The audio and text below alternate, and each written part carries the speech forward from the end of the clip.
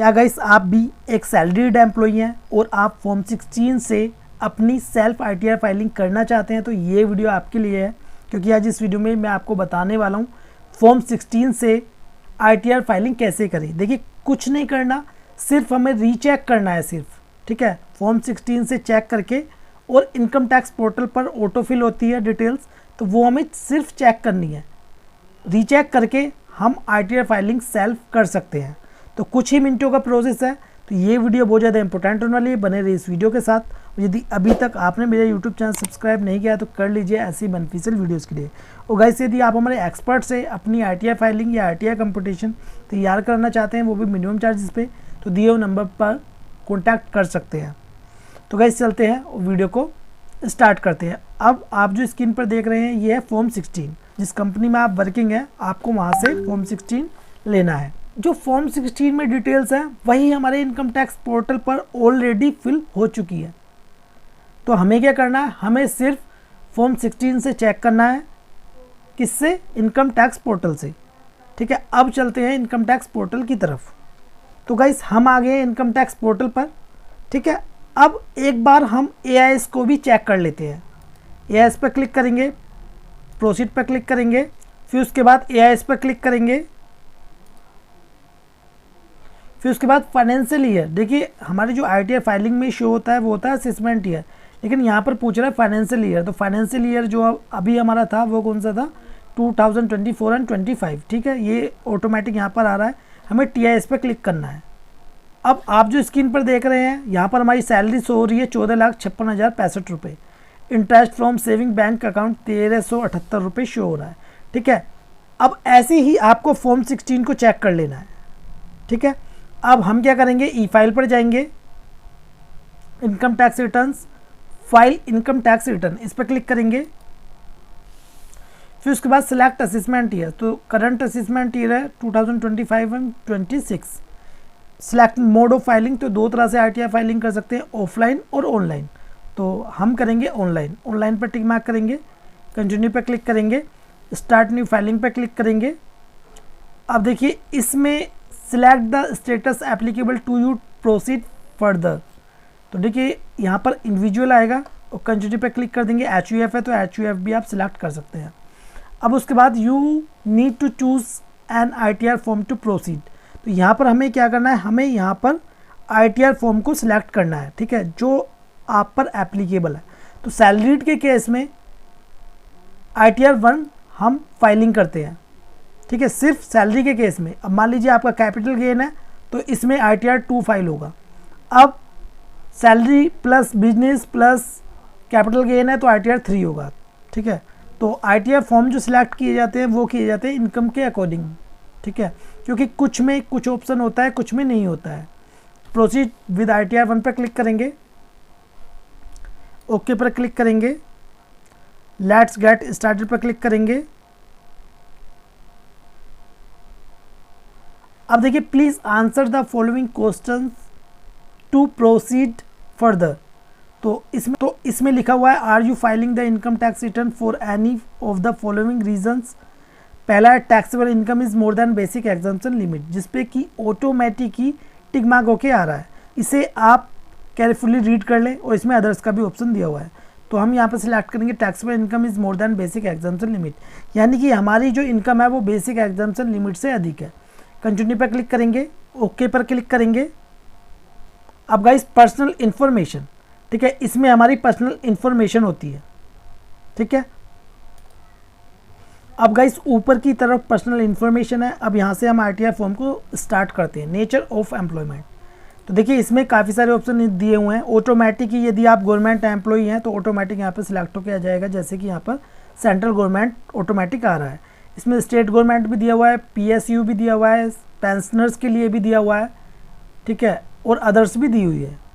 तो यहाँ पर हमारा रहेगा सेंट्रल गवर्नमेंट। अब filing section, filed under section, इसमें ऑप्शन है 139(1), रिटर्न फाइल ऑन और बिफोर ड्यू डेट। यदि आप अपनी आईटीआर फाइलिंग ड्यू डेट से पहले कर रहे हैं तो इस पर टिक मार्क करेंगे, ठीक है। ये वाले दो ऑप्शन अभी शो नहीं हो रहे हैं। और ये वाला ऑप्शन है 139(5), revised return, revised after filing original return. तो ओरिजिनल रिटर्न के बाद हमारी रिवाइज्ड आईटीआर फाइलिंग होती है, ठीक है, तो हम फर्स्ट टाइम कर रहे हैं असेसमेंट ये 25-26 के लिए, तो ऑटोमेटिक सिलेक्ट होके आ रहा है। अब इसमें है do you wish to exercise the option under section 115 BAC। तो देखिए इसमें आ रहा है क्या आप सेक्शन 115 BAC को यानी कि न्यू रिजिम को विड्रॉ करना चाहते हैं या एक्सेप्ट करना चाहते हैं। ठीक है, तो हम न्यू रिजिम को विड्रॉ करना चाहते हैं तो हम इसे करेंगे यस। यदि आप नहीं करना चाहते तो आप इसे करेंगे नो। ठीक है, मैं इसे यस करूँगा यहाँ पर। फिर नीचे आएंगे, यहाँ पर बैंक डिटेल्स है। ठीक है, अब कन्फर्म पर क्लिक करेंगे। अब उसके बाद है ग्रॉस टोटल इनकम, इस पर क्लिक करेंगे। अब देखिए इनकम फ्रॉम सैलरी, तो जैसे कि मैंने आपको बताया था ऑटोमेटिक ही हमारी जो फॉर्म 16 में इनकम है वो इनकम टैक्स पोर्टल पर ऑटोमेटिक आ जाएगी। ठीक है, 14,56,065। ठीक है, इतनी है। इसे एडिट पर क्लिक करेंगे।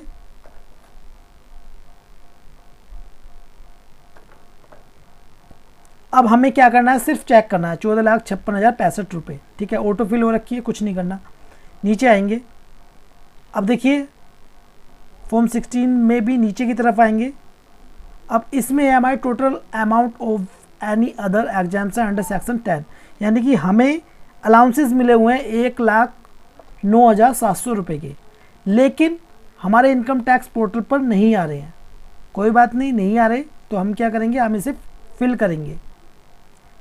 ठीक है, तो ऐड अनदर पर क्लिक करेंगे। ठीक है, एक कॉलम को ऐड कर लेते हैं, नेचर ऑफ एग्जाम्प्ट अलाउंसेस। तो हम क्या करेंगे, जो हमारे इसमें दिए हुए हैं total amount of any other exemption under section 10 में जो दिए हुए हैं यहाँ पर शो नहीं हो रहे हैं, तो हम क्या करेंगे, other allowances exemption under section 10। ठीक है, यहाँ पर डाल देंगे हम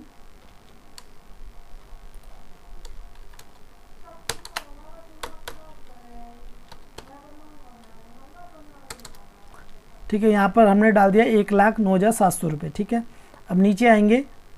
अब हमारी सैलरी कितनी होगी, यहाँ पर 13,46,365 रुपये। 13,46,365 रुपये, बिल्कुल मैच है। तो गाइस नीचे आएंगे। अब नीचे आने के बाद देखिए इसमें है डिडक्शन अंडर सेक्शन 16 IA 50,000 रुपये है। ठीक है, नीचे आएंगे 12,96,365 रुपये। ठीक है, 12,96,365 रुपये, यानी कि हमारा ये बिल्कुल मैच है। इसे सेव पर क्लिक करेंगे। अब गाइस इनकम फ्रॉम सैलरी में जो हमारी फॉर्म 16 में ये जो डिटेल्स थी वो हमने फिल कर दी अपनी सैलरी की। ठीक है, अब हम क्या करेंगे, अब हमने जैसे कि चेक किया था TIS। ठीक है, तो TIS में हमारी इंटरेस्ट की अमाउंट भी थी। ठीक है, नीचे आएंगे। अब ये है इनकम फ्रॉम हाउस प्रॉपर्टी। यदि आपकी इनकम फ्रॉम हाउस प्रॉपर्टी से है तो आपको इसमें ऐड करना है। ठीक है, फिर इसमें इंटरेस्ट ऑन बोरोड कैपिटल। ठीक है, यदि आपने हाउसिंग लोन लिया हुआ है तो डिटेल्स आपको इसमें फिल करनी है। ठीक है, अब इनकम फ्रॉम अदर सोर्सेज, तो इसमें हमारी इंटरेस्ट की अमाउंट है। यहाँ पर सिलेक्ट कर लेते हैं सेविंग, सेव पर क्लिक करेंगे। ठीक है, फिर नीचे आएंगे।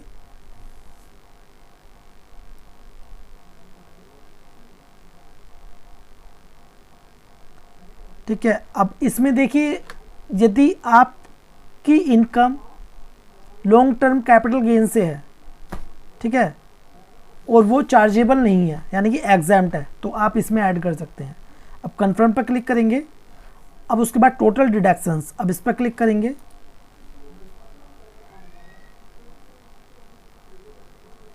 अब गाइस यदि आपकी 80C में डिडक्शन है तो आपको इसमें ऐड करना है। एक बार हम फॉर्म 16 में चेक कर लेते हैं। नीचे आएंगे और हमारी 80C में 1.5 लाख रुपए है। ठीक है, तो 1.5 लाख रुपए 80C में डालेंगे हम। एडिट पर क्लिक करेंगे, ऐड अनदर पर क्लिक करेंगे। अब गाइस देखिए इसमें डालनी है अमाउंट, कितनी अमाउंट है 80C में, तो हमारी है 1.5 लाख रुपए एज पर फॉर्म 16। अब देखिए गवर्नमेंट ने क्या चेंजेस किया है ITR फॉर्म में। आप अब फेक कोई भी डिडक्शन क्लेम नहीं कर सकते। जी हाँ, आप कोई भी फेक डिडक्शन नहीं क्लेम कर सकते, क्योंकि ITR फॉर्म में चेंजेस कर दिया है और जो भी डिडक्शन होगी उसकी डिटेल को आपको फिल करना है। जैसे मान लीजिए आपने LIC की हुई है तो पॉलिसी नंबर आपको डालना ही होगा, अदरवाइज आप 80C की डिडक्शन को क्लेम नहीं कर सकते। ठीक है, सेव पर क्लिक करेंगे। अब उसके बाद नीचे आएंगे, फिर सेव पर क्लिक करेंगे। अब इसमें सभी डिडक्शंस दी हुई है, लेकिन एज पर फॉर्म 16 हमारी यही है। ठीक है, तो हम सिर्फ यही ऐड करेंगे। अब नीचे आएंगे, नीचे आने के बाद कन्फर्म पर क्लिक कर देंगे। अब उसके बाद टैक्स पेड पर क्लिक करेंगे। हमारा TDS जो कट हुआ था वो 1,62,667 रुपये हुआ था। किस पर? सैलरी पर। ठीक है, ये रहा। ठीक है, नीचे आएंगे, कन्फर्म पर क्लिक कर देंगे। फिर उसके बाद verify your tax liability details, इस पर क्लिक करेंगे। अब देखिए computation of income, gross total income हमारी कितनी होगी? 12,99,459 रुपये। टोटल डिडक्शन कितनी होगी? 1,50,000 रुपये। टैक्सेबल इनकम कितनी होगी? 11,49,460 रुपये। ठीक है, टैक्स कितना बना? 1,57,338 रुपये का। ठीक है, हेल्थ एंड एजुकेशन सेस इस पर कैलकुलेट हो गया, तो टोटल टैक्स हमारा कितना बना? 1,63,632 रुपये। ठीक है, अब इसे कन्फर्म पर क्लिक कर देंगे। अब उसके बाद प्रोसीड टू वेरिफिकेशन पर क्लिक करेंगे। ठीक है, आप इसको केयरफुली रीड कर लें एक बार। करने के बाद फिर इसे देखिए, इसमें बन रहा है टोटल अमाउंट पेबल 970 रुपये, यानी कि इसमें 970 रुपये अभी हमें और पे करना होगा।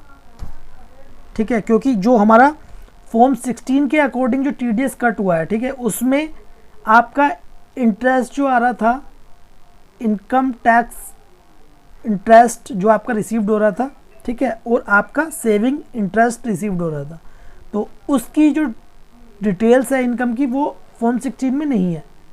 ठीक है, वो आपने अलग से इनकम टैक्स पोर्टल से चेक करके ऐड किया। ठीक है, तो इस वजह से इसमें 970 रुपये टैक्स बन गया। ठीक है, तो जैसे मान लीजिए हम इसको पे लेटर पर क्लिक कर देंगे। ठीक, आपको पे कर देना यदि आपकी कंडीशन में टैक्स बनता है। फिर नीचे आएंगे, प्रोसीड पर क्लिक कर देंगे। तो गाइस आपको आधार OTP से अपनी ITR को ई-वेरीफाइड कर लेना है। ठीक है, सबमिट करने के बाद। तो गाइस इसी प्रकार ही आपको फॉर्म 16 से अपनी ITR फाइलिंग करनी है। तो ये वीडियो आपको कैसी लगी प्लीज़ कमेंट बॉक्स में जो बताएं। वीडियो आपको अच्छी लगी प्लीज़ लाइक कर दें और इस वीडियो को शेयर करें अपने फ्रेंड्स के साथ। वीडियो देखने के लिए धन्यवाद।